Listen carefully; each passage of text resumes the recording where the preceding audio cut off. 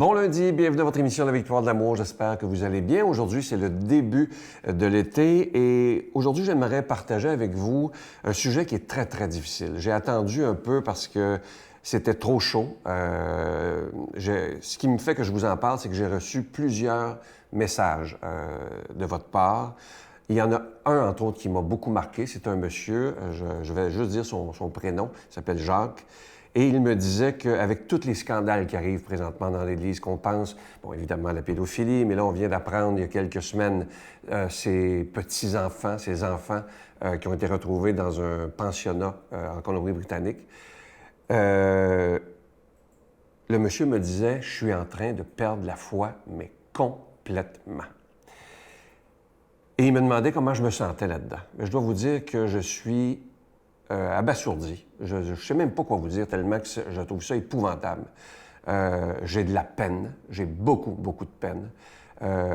Et vous allez voir, on va en découvrir encore. C'est ça qui moi, vous voyez que ça m'émeut parce que ça m'attriste. Honnêtement, ça m'attriste énormément, tout ce qu'on est en train de vivre présentement.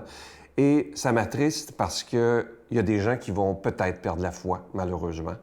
Je pense d'abord qu'il faut pas mêler les affaires, là. Hein? Je pense que Dieu a jamais voulu ces choses-là, mais jamais avec un grand J. Ce sont des êtres humains qui ont agi. Malheureusement, ce sont des êtres humains qui étaient dans l'Église. Et il faut trouver une façon de s'accrocher à Jésus. Et ça, je le dis souvent, ne nous accrochons pas à des êtres humains qui vont nous décevoir. Mais si on reste les yeux fixés sur Jésus lui-même, lui ne nous décevra jamais. Et ça, c'est extrêmement important. Et je voudrais tellement que vous ne l'oubliez pas. Ne perdez pas ce cadeau si précieux de la foi, parce que vous allez en entendre encore. Ça, j'en suis convaincu, puis je ne suis pas un devin. Mais on va en entendre encore des choses qui vont nous décevoir, qui vont nous scandaliser. Mais il faut tenir bon et de dire, Seigneur, je ne veux pas perdre la foi. Parce que Jésus, et je vous le répète et je vais le répéter tant que j'aurai la vie, Jésus n'a rien à voir avec ses atrocités. Rien. Au contraire, il est amour, il est pardon, il est tout ce qu'il y a de plus beau dans l'humanité et dans l'univers. Alors, il n'y a rien à voir là-dedans. Et j'aimerais vous lire une très, très belle, vous la connaissez peut-être, c'est une chanson, je vais vous lire juste quelques paroles de Tabitha Lemaire qui dit, le titre c'est « Non, rien ne me séparera de l'amour de Jésus ». Je vous lis simplement quelques extraits. Ça dit ceci, et avec toutes les épreuves qu'on vit présentement. « Non, rien ne me séparera de l'amour de Jésus, ni la mort, ni la vie, ni les persécutions, ni les dominations, ni les choses présentes, ni les choses à venir, ni toutes les puissances, non, rien ne me séparera de l'amour de Jésus. Et moi, j'ajouterais dans toutes ces choses-là, ni les scandales ne me sépareront de l'amour de Jésus. Et je terminerai avec une phrase de quelqu'un qu'on a tellement aimé, l'abbé Robert Jolicoeur, qui disait ceci. « L'Église a trop fait de mal pour qu'on n'en dise que du bien. Mais elle a fait trop de bien pour qu'on n'en dise que du mal. » Notre Père qui es aux cieux, que ton nom soit sanctifié, que ton règne vienne, que ta volonté soit faite sur la terre comme au ciel. Donne-nous aujourd'hui notre pain de ce jour. Pardonne-nous nos offenses comme nous pardonnons à ceux qui nous ont offensés. Ne nous laisse pas entrer en tentation, mais délivre-nous du mal, car c'est à toi qu'appartient le règne, la puissance et la gloire pour les siècles des siècles. Amen. Mon Père, je m'abandonne à toi. Fais de moi ce qu'il te plaira. Quoi que tu fasses de moi, je te remercie. Je suis prête à tout, j'accepte tout, pourvu que ta volonté se fasse en moi, en toutes les créatures. Je ne désire rien d'autre, mon Dieu. Je remets mon âme entre tes mains. Je te la donne, mon Dieu, avec tout l'amour de mon cœur, parce que je t'aime. Et que ce m'est un besoin d'amour, de me donner, de me remettre entre tes mains, sans mesure, avec une infinie confiance, car tu es mon Père.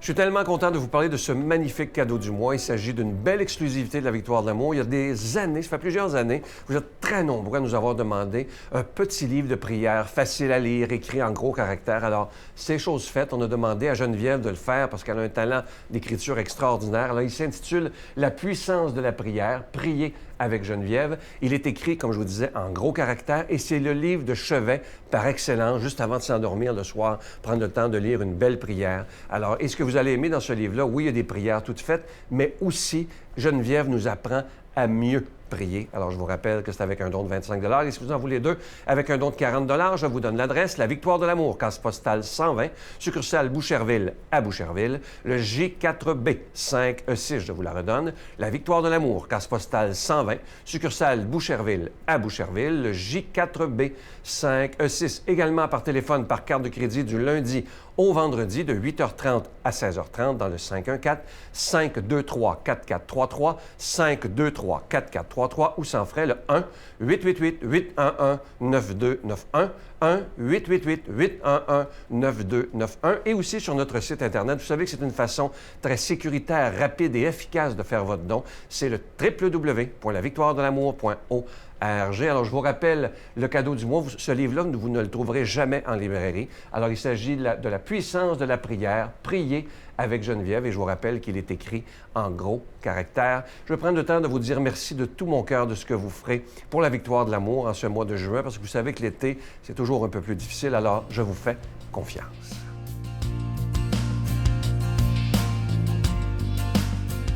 Mon Dieu, donnez-moi la sérénité d'accepter les choses que je ne peux changer, le courage de changer les choses que je peux et la sagesse d'en connaître la différence. Amen.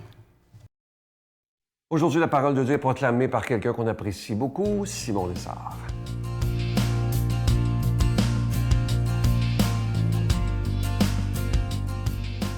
De l'Évangile selon saint Matthieu. Comme les disciples s'étaient rassemblés autour de Jésus sur la montagne, il leur disait « Ne jugez pas pour ne pas être jugés.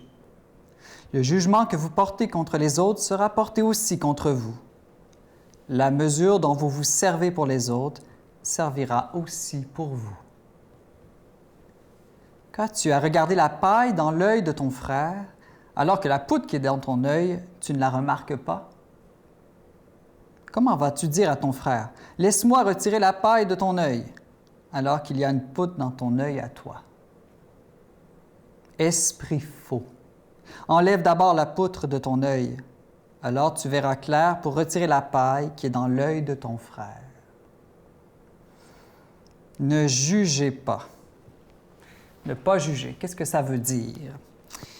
Bien, ça veut dire surtout de ne pas juger les personnes, de ne pas les condamner. Évidemment, on peut juger des actes. Si quelqu'un vous vole, vous ment, vous trahit, vous blesse, eh bien, évidemment, on peut juger que le vol ou le mensonge ou la trahison est une chose mauvaise, mais on ne peut jamais juger le fond du cœur d'une personne, parce que tout simplement, on n'y a pas accès. C'est simplement Dieu qui connaît le fond du cœur de chaque personne humaine. J'aime beaucoup cette phrase qui dit « Ne juge pas ton frère ou ta sœur parce qu'il ne pêche pas de la même manière que toi. » Je trouve ça un peu comique, mais je pense que c'est très vrai. On a tous des forces, on a aussi tous des faiblesses. Et puis, il ne faut pas juger les autres parce qu'ils n'ont pas les mêmes forces et les mêmes faiblesses que nous. Mais en fait, on a le droit de juger les autres. Et ce n'est pas moi qui le dis, c'est saint Paul. Écoutez bien. Il dit « Ayez assez d'humilité pour juger les autres supérieurs à vous-même. » Voilà le genre de jugement auquel on a droit, juger les autres supérieurs à nous-mêmes. Mais des fois, quand on lit ça, on se demande « Mais comment c'est possible? Des fois, je suis objectivement meilleur qu'un autre. » Eh bien, Dieu ne nous appelle pas à mentir ici, hein? Évidemment, saint Paul non plus. Mais il faut comprendre d'abord qu'il ne s'agit pas d'être meilleur dans les sports, la cuisine, les langues ou la musique. Hein? C'est une supériorité de cœur, évidemment, d'humilité, de foi, d'espérance et d'amour. Voilà ce qui compte vraiment. Mais aussi la vraie raison pourquoi on peut toujours estimer ou juger les autres supérieurs à nous, c'est parce qu'on ne sait jamais les grâces qu'ils ont ou pas reçues. C'est-à-dire que peut-être que mon frère ou ma sœur fait beaucoup plus avec beaucoup moins que moi. Peut-être que moi, j'ai reçu des torrents de grâce et je fais très peu de choses avec ce que j'ai reçu.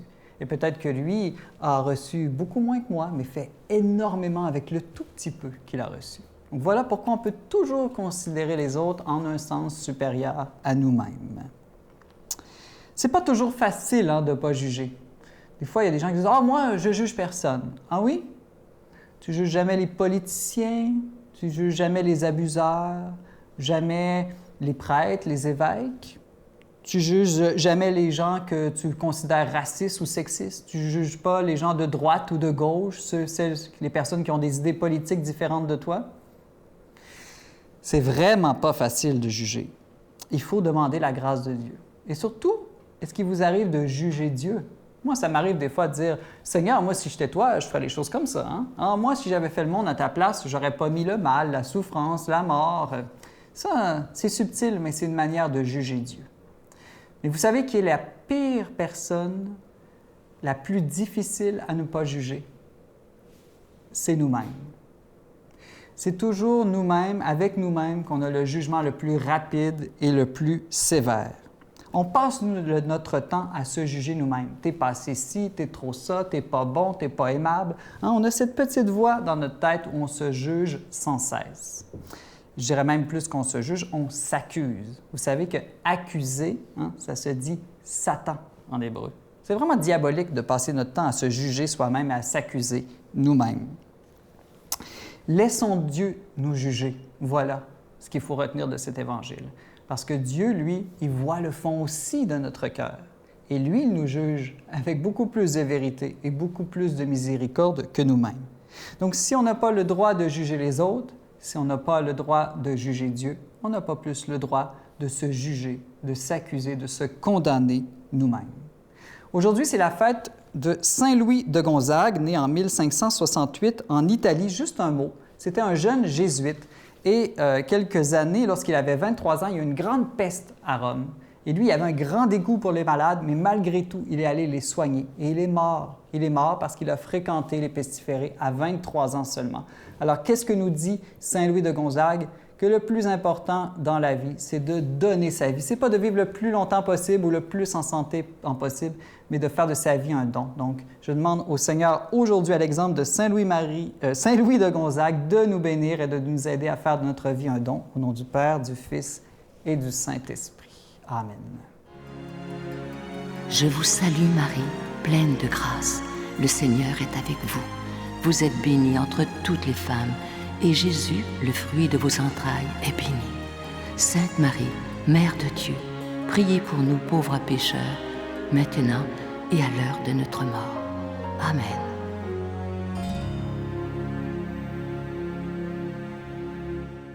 Avant de vous quitter, j'aimerais simplement vous dire qu'il est tellement important, le plus important présentement avec tout ce qu'on vit dans l'Église, c'est de prier. Prions, prions, prions. Le Seigneur nous dit « priez sans cesse ». Je pense que c'est ce que nous avons à faire, mais je vous en supplie. On peut être choqué et on doit être choqué de tout ce qui se passe présentement, mais ne nous détournons jamais, jamais, jamais, jamais de Jésus lui-même. Bye bye.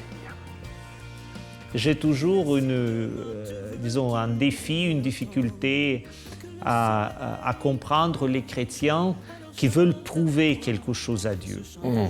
Nous n'avons rien à prouver à Dieu. Nous avons tout à recevoir de Dieu. Chantez l'amour, gens de toute la terre. Chantez l'amour, homme de toute frontière. L'amour est la lumière de tous les peuples.